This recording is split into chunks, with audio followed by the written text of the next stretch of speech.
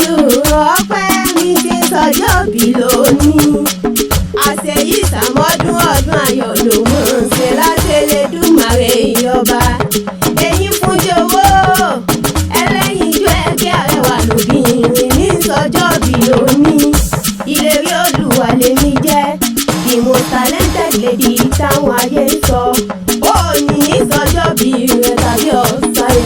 Alárí ó ọdọọdún sagbóruwé o ọdún ayọ̀ ló mọ̀ ṣe láti Elédùmarè ọba. Ọdọọdún lè wá wà ọdọọdún làrí jàǹtẹ̀ lóye egungun. Ọdún ayọ̀ ló mọ̀ ṣe láti Elédùmarè ọba.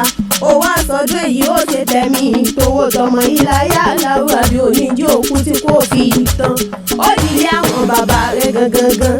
Ìwọ lọmọ Ìbàdàn nílé Olúyọlé. Ọmọ àjẹbí yó ìkarahun fọ́rìmù. Ìbàdàn mo mèsì ọ̀rọ̀ mi ò gbọ́. Ìbàdàn máa gbọ́ sáká mọ̀mọ́ sọ́tẹ́ tún ti dé. Alárí ó ẹ̀yin lọ máa gbọ́ yáyà mọ́mọ́ yá. Ìbàdàn mo rí mọ́ kọ́gun. Ìbàdàn kì í bá ní sọ́ra ìmúnilọ́sọ̀gbọ́n lórí jágbó olóòbàdàn. Òkè gúlúsù igbó tí bàbá tí yín ti ń bọ̀ sábàárì. Ìgbósùnmù ni bàbá yín ti ń bolókun. Ọ̀sàbàárì oníkọjà olókun òkè rárá. Níjó bá dìjó eré mùtíyà o wọ́n gbé aránṣẹ́ polókun. Níjó bá dìjó ọjà wọ́n gbé aránṣẹ́ pọ̀ sábàárì. Ọ̀sàbàárì oníkọjà olókun òkè rárá nílé àwọn bàbá tó bí ọlọ́mọ. Àgbò dúdú ni bàbá yín fi ń bọ̀ sábàárì. Ewúrẹ́ dúdú ni bàbá yín fi ń bolókun nílé àwọn bàbá tó bí ọlọ́mọ. Alárí ó mo sáṣe gbóngbóng ẹnu mi. Ẹ̀yin Ìbàdàn kúre Ìbàdàn bèrè kó tó wọ̀. Ọmọ agẹ́sìn kó lé níyìn níbi ó lè ti ń gbẹ̀ǹjàre olóhùn nílé àwọn bàbá tó bí ọlọ́mọ.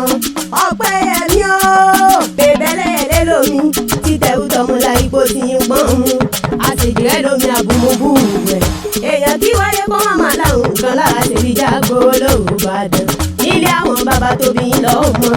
Ìlú Ògúnmọ́lá ló ti wá. Ìlú Àjàyí ìlú Ìbíkúnlé ìlú Ààrẹ Ọ̀nà Kakanfò ìlú Látòsà Àgbàlá Ògúnmọ́lá tó kókó sáré. Àgbàlá Ògúnmọ́lá jókòó bàbá ẹlòmí lọ nílé àwọn bàbá tó bí ọlọ́mọ. Alárí ó wá sọjọ́ èyí ọdún ayọ̀ ló mọ̀ ṣe láti Elédùmarè ọba. Ọláyínká ló rán mi wá o. Ó pè mọ́ bóun kẹ́gbọ́n òun olólùfẹ́ òun àrídùnnú òun tí ń sọjọ́ bí lónìí. Àṣeyí sàmọ́dún ọdún ayọ̀ ló mọ̀ ṣe láti Elédùmarè ọba. Bí wọ́n bá wà níta ní kọrin ewì sí ọ létí. Ìlérí Olúwa lèmi ń jẹ́ the most talented lady táwọn ayé ń sọ. Happy birthday.